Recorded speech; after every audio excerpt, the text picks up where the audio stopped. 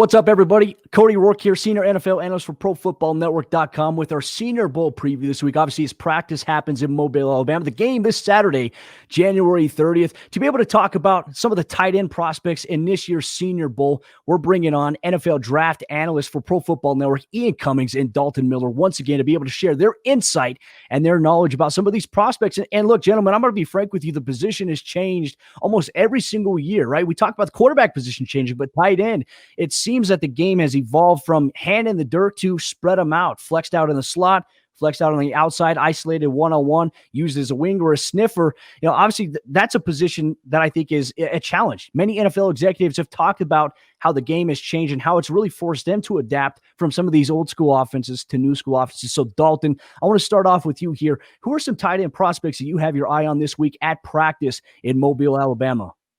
Speaking of adaptation, Quintin Morris from Bowling Green, he was a wide receiver at one point there. Really, really nice weapon for them. One of, if not the best guys when it comes to, concentration catches and going through contact and finishing.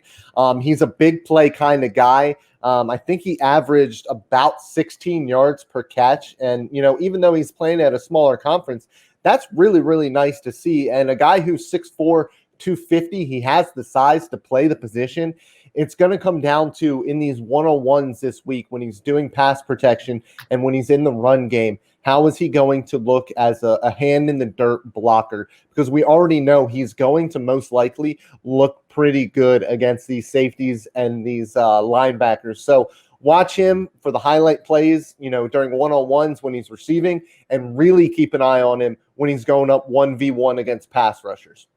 I mean, we've seen the change, too. You mentioned just the adaptation from going from wide receiver to tight end. Well, we also saw that from Chase Claypool last year, going from tight end to wide receiver. And those guys have value in the NFL, depending on the modern offense here. Now, Ian, in terms of your analysis on some of these prospects here on the roster that have been invited to the Senior Bowl, which player has your eye, or players for that matter? Yeah, there's a lot, again, it's going to be a common theme here, but there are a lot of players that you should keep your eye on. Trey McKitty from Georgia, Kenny Yeboah from Ole Miss. I mean, there's a lot of talent here. One guy I'm looking at from a smaller school, the AAC, SMU's Kylen Granson.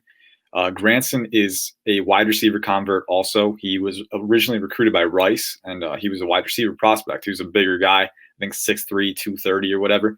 But he transferred to SMU. Switched to tight end, and he's lined up everywhere for them. He lines up in line as a fullback in the slot, out wide.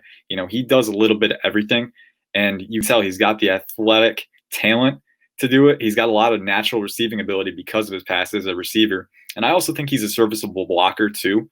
So I'm really looking forward to seeing him kind of show out and maybe stand out with this group and the different ways that you can use him. Not all tight ends can line up in that many different spots. And as you said in the intro, I mean, versatility is key, especially in the modern NFL. So I'm really excited to see him and Morris. And, I think Hunter Long is there too. So just a lot of talented tight ends in this group.